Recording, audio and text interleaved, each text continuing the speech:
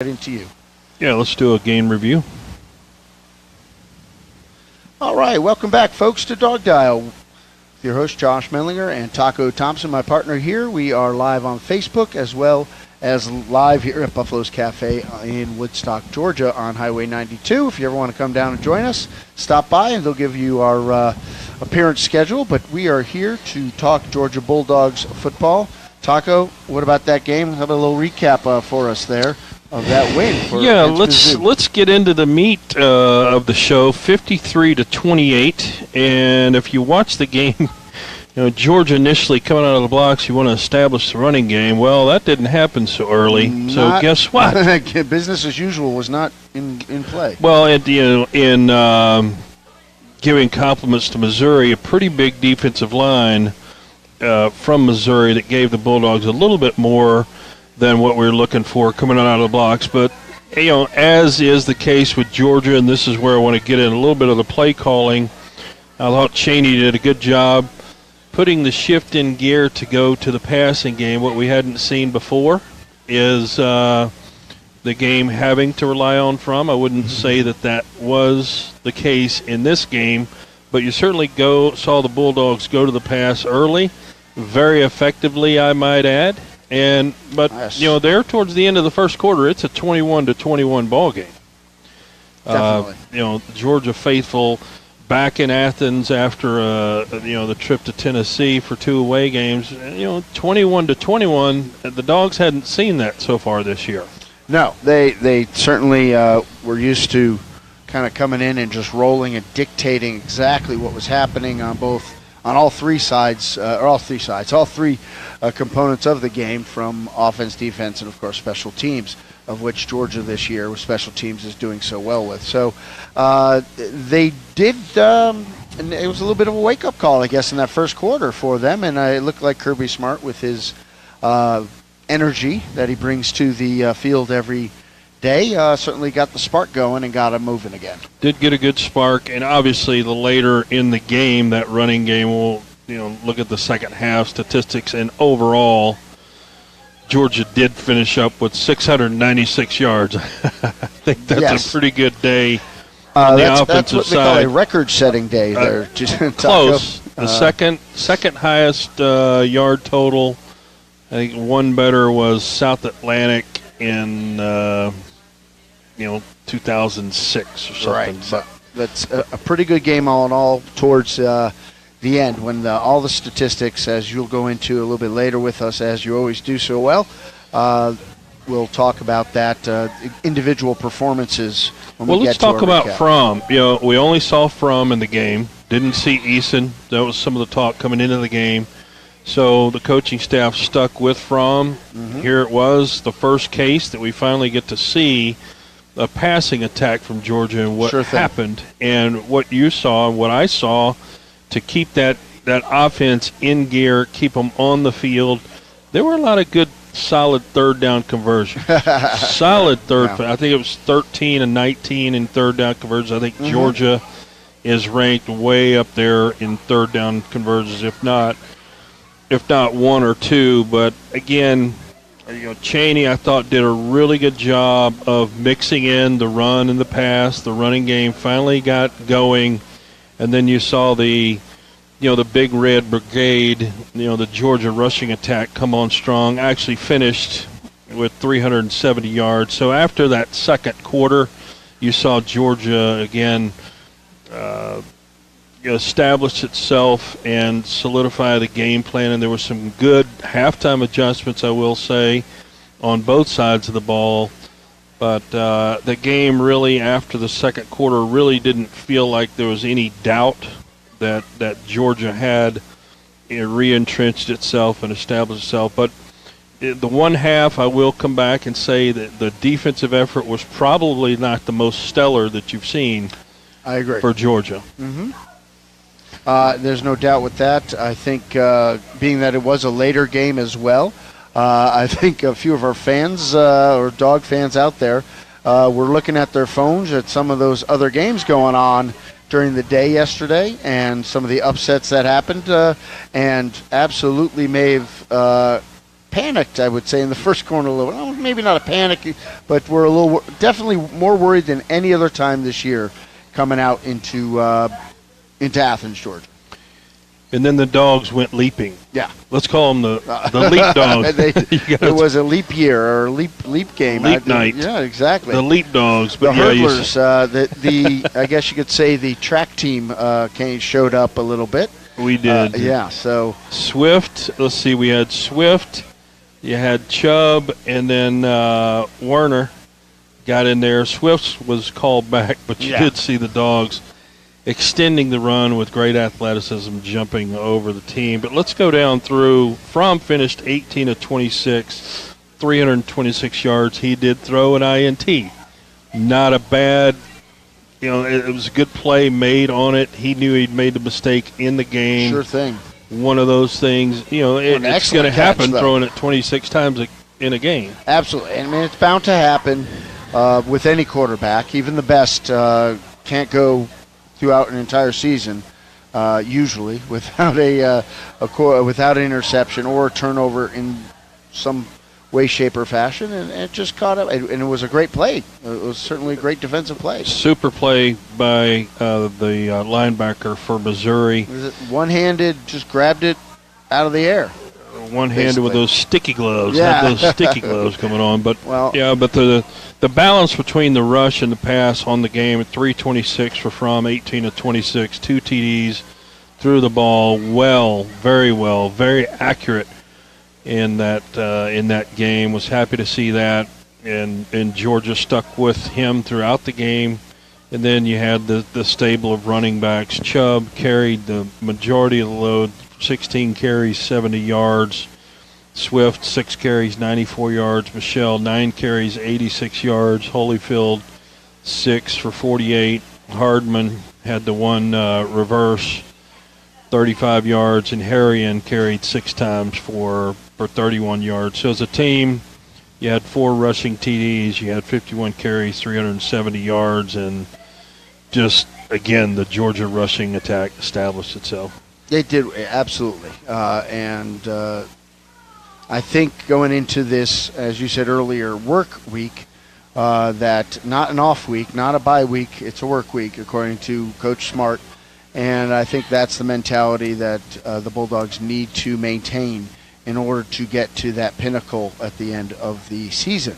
And I think we'll get into that in our next segment, and we'll talk about that and how this new regime under Coach Smart, it's not even new anymore, but how he's maintaining and setting it up for the future, and that the concept of not letting off the gas pedal at any point, at any time, and not taking anything for granted. And we'll get into that under some of the good, bad, hand ugly. out some grades. Yeah, and some grades as well. So stick with us here on DawgDial. We'll be right back on Facebook. Stick with us, folks. You can comment and give us a couple of mentions or some, if you'd like to comment on the Bulldogs' performance this week on our Facebook page at DawgDial. Just go DawgDial and we'll check it out and see what you folks out there have to say about your Georgia Bulldogs. So stick with us. We'll be right back on DawgDial. Go Dogs.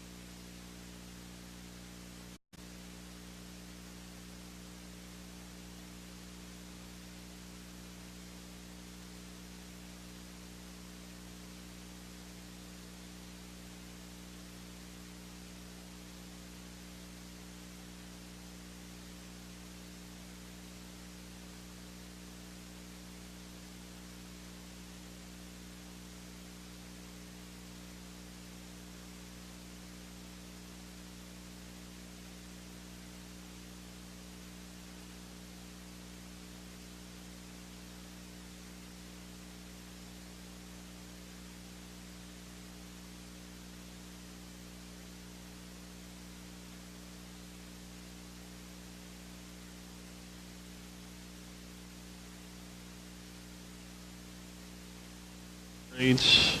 There we go. We are back on Facebook Live at Buffalo's in Woodstock, Georgia. Hello, Facebook fans. Please feel free to write in again at Facebook on our show. You can catch us on DawgDial at crmsports.com. Go to that and give us a like, give us a following. Appreciate it. Come on down, join us on Sundays here at Buffalo's Cafe. And get started again with our radio show. We'll start up in about 5 seconds.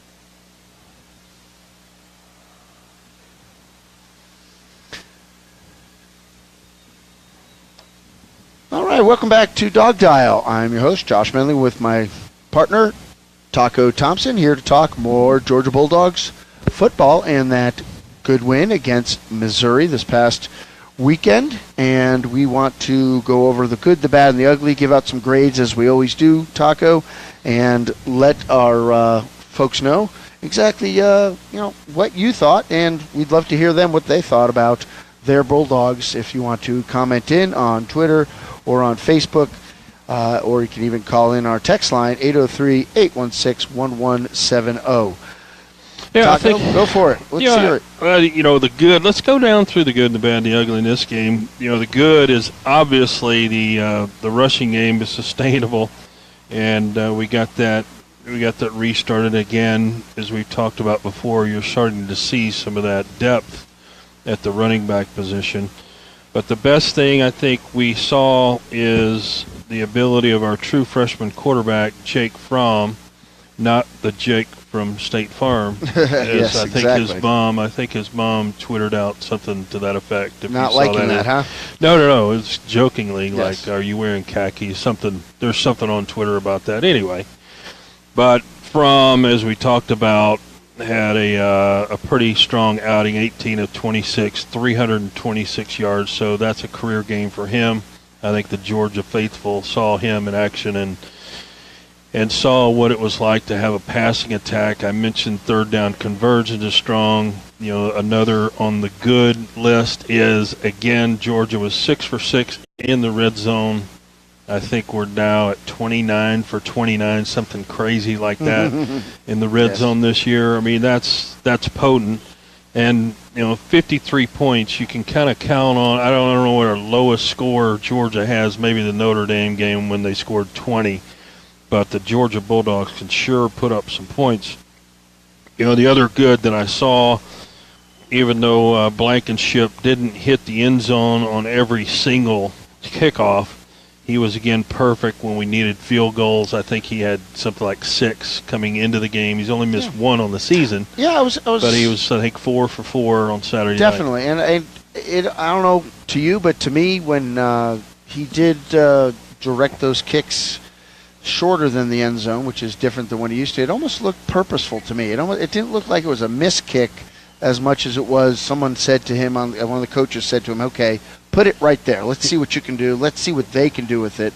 Maybe in an attempt to try to pin the team back at a surprise, thinking that, he's going to kick it out of the end zone every time. Maybe they kick it a little bit shorter, and that excellent kick coverage team goes down and drops them deep in their own. Yeah, I think Missouri on special teams play, again, is solid. We haven't had any major kickoff run backs. Again, the kickoffs are usually going to the end zone. That's kind of the scheme of college football today. But punt returns, want to see a little bit more of that. But overall, in the kicking game, you have to give Georgia a pretty strong A- in the kicking game. So I thought that was pretty good. So the 3 phases of the game offensively, with the exception of the first quarter, getting that running game established. They'll look at the film, I'm sure, and find out what was going on with Missouri's big defensive line stuffing some of those early runs, but the running game did get on track. The passing game is good. Not many drop balls. No. Not many terrible penalties, only the one turnover. Sure. We're not putting the ball on the ground. The guys are not fumbling the ball. So offensively, I mean, if you look throughout the season, Georgia's playing very solid football in regards to turnovers. They're not gaining a lot of turnovers, but they're also not turning the ball over. Sure thing. Nor are they making boneheaded penalties or mental mistakes in the game so far. Right. So, like I think you may have mentioned already, I think there were 8 penalties for them versus Missouri's 4 penalties. Neither one of them for a significant amount, less than 45 yards for the Bulldogs, and less than, I believe, right at 40 for Missouri. And it just shows you there's some good football, solid football being played by Georgia and against Georgia, and that it's going to actually take a performance on offense and sound defense to actually win a game. It's not just another team giving it away via penalties this past weekend. Well, now that's a good segue. Let's talk about a couple of the chinks in the armor that was fairly noticeable in the game Saturday night, and those chinks would be our defensive backfield and the pass rush. Most Georgia fans will look at it and say, yes, run stopping, absolutely. I think Missouri had 59 yards total rushing on 24 carries. Georgia was able to stop the run. The problem is for Georgia is they've got to figure out, and this is the first time you had a gunslinger for Missouri throwing the ball, lock, and, 3 pass plays, large pass plays. 2 were touchdowns. They were. Got behind the Georgia defenders. They certainly did. He dropped him in there, and Locke certainly showed that he can compete with any other SEC quarterback that's out there, if not any quarterback in the nation. I think that one dime he dropped in the beginning, that deep pass just went right past all the defenders. I'm not sure if they were quite ready for that.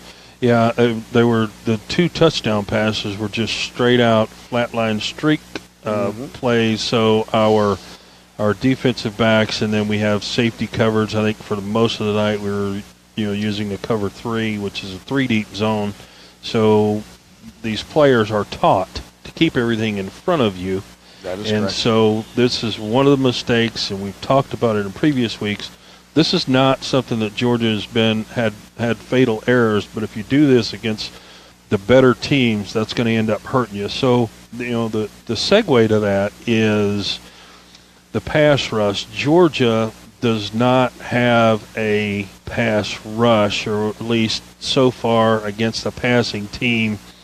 Missouri passed it 25 times, and Georgia doesn't have a sack. Their quarterback threw 4 TDs. Mm-hmm. So what we've got to do is look at scheme. I'm sure the coaches will be looking at film to see how we can improve. But what helps the defensive backs is having a good, strong pass rush to keep some pressure on that quarterback. That's with any team, and no doubt that in order to advance throughout the rest of this season, Georgia will have to improve in that regard, because the other teams are watching the game film and they're noticing the weaknesses there, and they will be trying to take advantage of that. I thought Missouri, to your point, I thought Missouri came in with a pretty good game plan. Missouri didn't come in here and lay down. No. Missouri is over in the SEC so far, but as we'll get into in other segments, other teams are going to take notice and see what Georgia's weaknesses are, and vice versa. I'm sure this coaching staff is going to go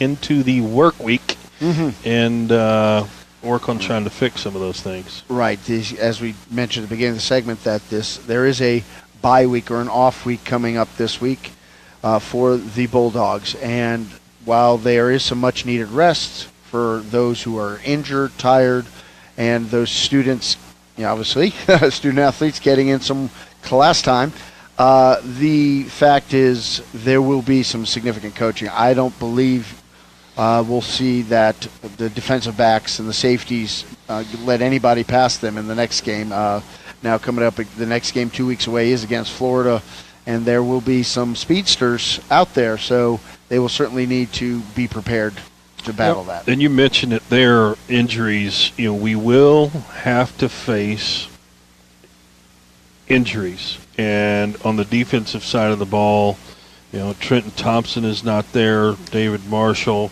Daquan Hawkins, those players are out.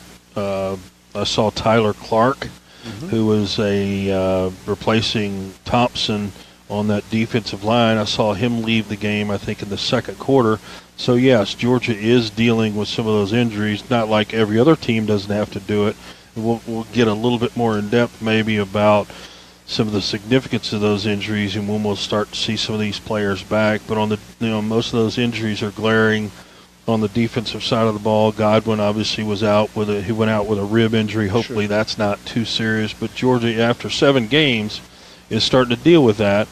And the off week, whether it's not a game week, but work week, chopping wood week, whatever you want to call it, then there is a healing process. This is big boy football, so these guys are hitting hard, they're playing hard, and there was some injuries that happened even on the game Saturday and up to it. Just one of the parts of football. Absolutely, that is for certain. And we're going to get into that a little bit more down with our next segment. But before we do, let's make sure, again, we mention that we are here at Buffalo's Cafe in Woodstock, Georgia on Highway 92. This is DawgDial. Our flagship radio station is Real Country Q, 92.3 WMOQ FM in Athens, Monroe. If you're interested in a podcast of our show today, or any of our nearly 250, probably closer to 260, 65 shows these days, episodes of DawgDial, simply go to iTunes and search for DawgDial in the podcast section.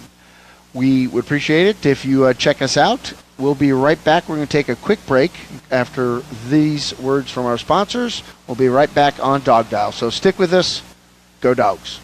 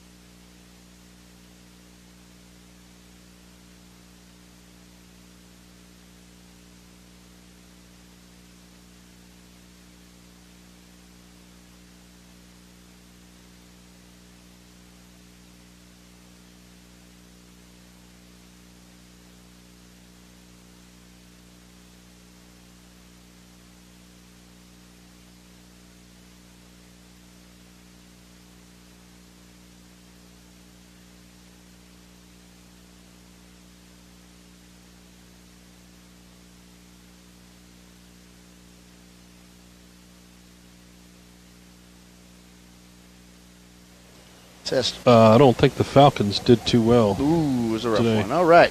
You saw that. That it was today. Tough. Let's make sure we're not overdoing the sound here. Okay.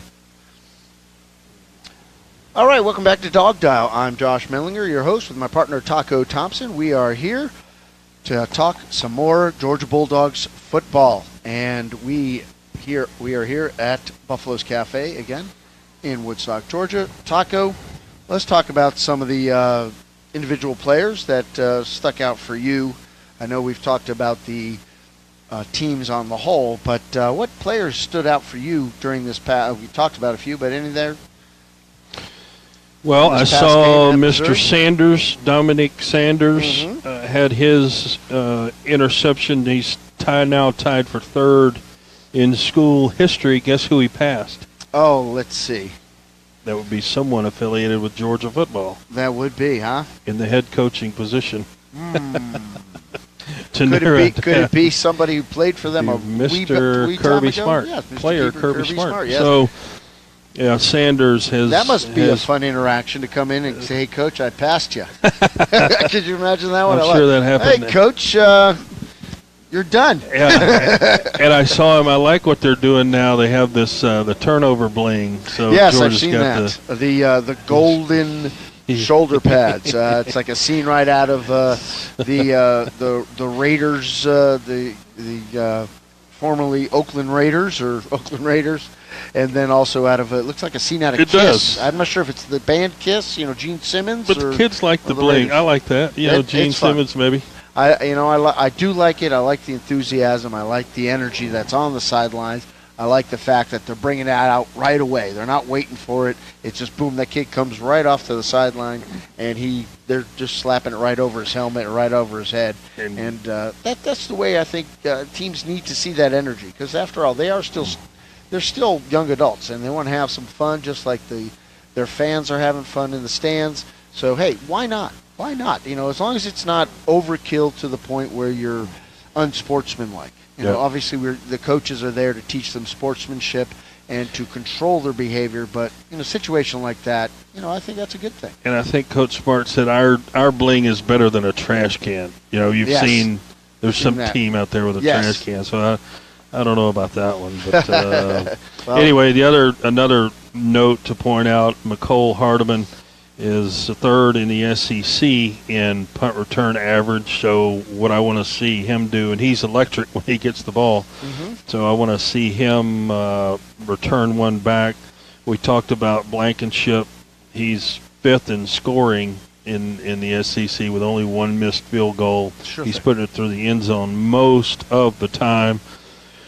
Want to give a shout-out to Roquan Smith. That guy is all over the field, led the Bulldogs in tackles on the defensive side of the ball. 8 tackles. 8 tackles, and most of those were unassisted. So he's leading that defense. And it's not just the tackles, if you ask me. I think it's the fact is teams are scheming away from him, how to deal with him, how to isolate him, block him.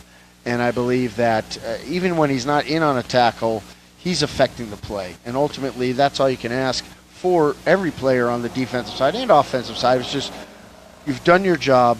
Either you've gotten into that hole, plugged the hole defensively, and you've made the team go away from what they originally planned. You changed up what's coming at you, and you make them I think the Georgia linebacking crew is starting to surface as that second layer on that defensive side of the ball that's really swarming. When you see these opponents attempt a sweep or an outside run, the speed and the athleticism of these guys to get out there and just shut that down, it's just not there. And you've got the big defensive linemen stuffing the interior, so the winning at the point of contact, at the line of scrimmage, and just that second layer, just pure athlete size and speed coming at you. It's hard to scheme for sure. And it looks like Missouri knew that, and that's why they went deep on the on the safeties and tried to exploit that. Just put it above and beyond those those extremely well playing linebacker core of the Georgia Bulldogs.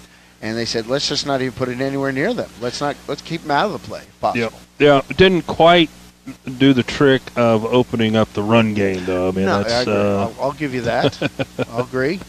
But other players, too, I thought, the passing the ball around. Brom was passing it all around. We had, eight receivers total touch the ball. So you saw some names out there with Ridley getting a touch. Let's see who else. Nauta caught one ball on the outside. Harrion touched it once. Crumpton got it once. But you had Werner had 2 catches. Godwin, who we talked about, had 4, went out early in the game. So Wims played a really, really good game. He did. He actually, I agree. Where I was watching the game myself, everyone was screaming every time he got near the ball. They were just looking for something big to happen. That's for certain. And no drops. I didn't see any drop passes last night. We had some of that drop-itis, and we didn't really see any of that last night. And I think that goes well. I'll call it truly a transition, but also just goes to, as you were talking about earlier, the fact that injuries are going to happen, whether we're getting longer into the season, they have 2 weeks off now. Some of the players may tweak something, whether it's an ankle or a muscle here and there. Fromm knows he has some other targets. He's not reliant upon that 1 or 2, that 1 and 2 player as far as receivers are concerned. He knows he can go elsewhere. He knows he can rely on them and to get the job done. And I think the coaching staff, as well as the entire team, feel the same way, and that will benefit their success. To actually benefit them and go towards a great amount of success. And here's a little caveat here, a little nugget, as you know I like to call Tacos them. Nuggets, here we go. Guess who's number 1 in pass efficiency in the SEC?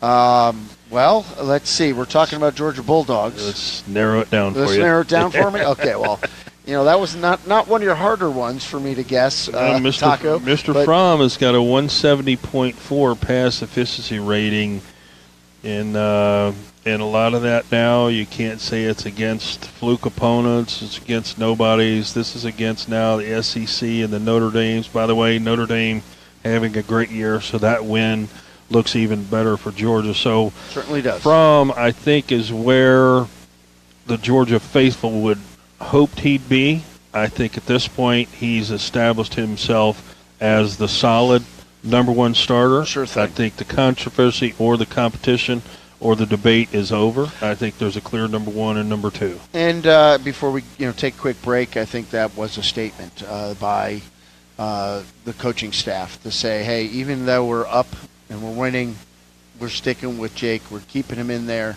And the fact that, and not that he couldn't do the job, but the fact that Eason did not come into the ball game is saying, hey, this is what we need to focus on. Let's clear the air. Let's get all the media. Let's get all the talk, or the controversy talk, or the questions of that.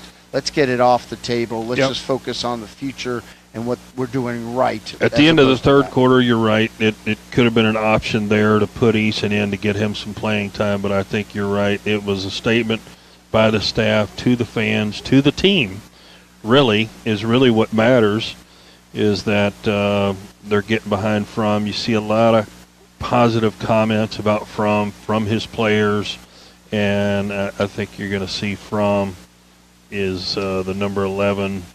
He hasn't leaped anything yet, so what we got to do is he's back with everybody. He Georgia, has some wheels. he's leaping. So we'll see what happens. We'll see what happens with 2 weeks off. Maybe he'll get some lessons from some of those leaping Bulldogs that are out there. So let's take a quick break on DawgDial. We'll be right back. Stick with us on Facebook Live, as well as come back with us, and we will talk about some the upcoming schedule and a few other the games around the SEC, because there was some big news that happened around the SEC conference, both on the east and the west side of the conference. So stick with us. We'll be right back. Go Dogs.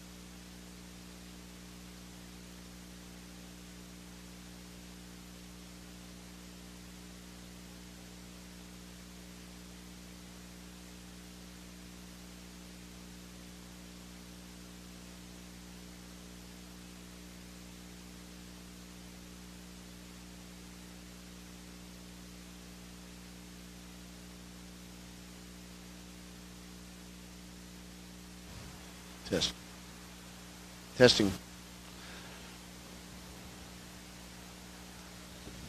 All right, again, welcome back to DawgDial. I'm your host, Josh Mendlinger, with Taco Thompson here, talking all things Georgia Bulldog football here at Buffalo's Cafe in Woodstock, Georgia. Thanks for joining us. Thanks for seeing us and watching us on Facebook Live. Taco, let's get right into the talk about the rest of the SEC teams. We talked about Georgia. Let's see how do they compare, how they stand up. Those records, a few fell this weekend, a few teams that is both in the SEC conference, but not only there, but also some big changes to the top rankings going into the Final Four for the playoffs. So we'll look ahead. So well, Georgia moves up one. You had Clemson fell in their game, against Syracuse. That was a surprise to everybody. Don't take the week off. Yeah. So that was a few coaches are going to be using that as a reminder. Well, this week, Oklahoma has seen a fall, and then Oklahoma's still in the top 10, but you had Washington State fell, and this weekend Clemson. So that puts Georgia up at number 3, right behind those people from Tuscaloosa and Penn State. Penn State had a bye week. In my mind, Georgia's the solid number 2, but let's put it out to the media and the coaches. Let's let the Big Ten have some fun. Penn State, though, faces a gauntlet coming up. They've got Ohio State and Michigan State for the next 3 games. So we'll see. Penn State, though, number 2. Georgia, solid number 3. Not a bad place to be. I think Georgia, the last time they've been there was, 2005. So it's rare air for the Georgia Bulldogs. And right now, if the playoffs were to be held, Georgia would be right there in the thick of it. They're in, right?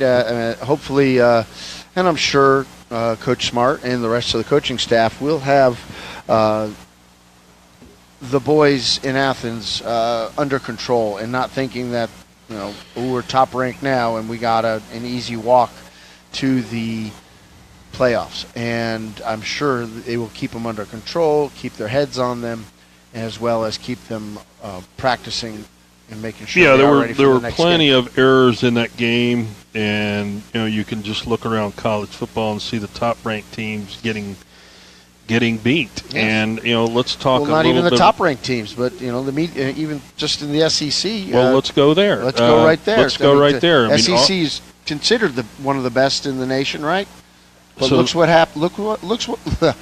what happens when you looks. Yeah, let's see what happens. Let's talk about what happens. Let's looks at Auburn. When you look past a team, any team that is, especially in the SEC, go down to Auburn, and we'll talk about Auburn and LSU in Death Valley. Yeah. So Auburn goes down and loses a 20-point lead in a game against LSU. What LSU happened? was down.